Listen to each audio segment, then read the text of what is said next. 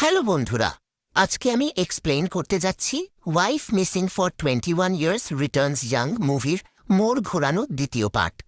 আর এর প্রথম পার্টটি ডেসক্রিপশনে দেওয়া আছে, চাইলে দেখে নিতে পারেন। তারপর তারা দুজনে একটি রেস্তোরাঁয় যায়।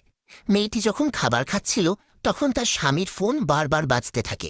মেয়েটি তাকে ফোন ধরতে বলে, কিন্তু স্বামী ফোন তুলতেই ওপাশ থেকে কেউ তাকে বাবা বলে ডাকে। কিন্তু তাদের তো কোনো সন্তান কখনোই ছিল না। মেয়েটি বুঝতে পারে যে তার স্বামী সত্যি সত্যি নতুন একটি সংসার শুরু করেছে। তার মন ভেঙে যায় এবং সে সেখান থেকে চলে যেতে উদ্যত হয়। স্বামী তাকে থামানোর চেষ্টা করে, কিন্তু মেয়েটির চোখ দিয়ে জল পড়তে থাকে। সে অপরাধবোধে ভুগতে শুরু করে যে সে হঠাৎ 21 বছরের জন্য নিখোঁজ হয়ে গিয়েছিল এবং এখন আর এই সংসারে থাকার কোনো অধিকার তার নেই। তাই সে আলাদা হয়ে যাওয়ার কথা বলে সেখান থেকে চলে যায়।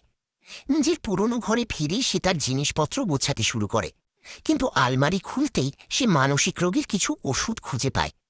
আর এখানেই আসে আসল টুইস্ট। সত্যিটা হলো, সেই মেয়েটি 21 বছর পর বেঁচে ফিরে আসেনি। সে 2005 সালে সেই বাস দুর্ঘটনাতেই মারা গিয়েছিল। তার মৃত্যুর পর তার স্বামী মানসিকভাবে পুরোপুরি ভেঙে পড়ে এবং এক ধরনের মানসিক রোগে আক্রান্ত হয়। সে 21 বছর ধরে সম্পূর্ণ একা ছিল এবং দ্বিতীয় কোনো বিয়ে করেনি। আর ফোনে যে ছেলেটি বাবা বলে ডাকছিল, সে আসলে স্বামীর নিজের সন্তান নয়, বরং মেয়েটির আপন ছোট ভাই। মেয়েটির মৃত্যুর পর তার বাবা মা আরেকটি সন্তান নিয়েছিলেন, কিন্তু পরবর্তীতে তারাও মারা যান। তখন থেকে এই স্বামী মেয়েটির ছোট ভাইকে নিজের সন্তানের মতো বড় করেছে। এখন বৃদ্ধ বয়সে নিজের মৃত্যুর কাছাকাছি এসে স্বামীর সেই মানসিক কাল্পনিক জগৎ আরও বেড়ে গিয়েছিল। সে মন থেকে চেয়েছিল তার স্ত্রী যেন আবার তার কাছে ফিরে আসে।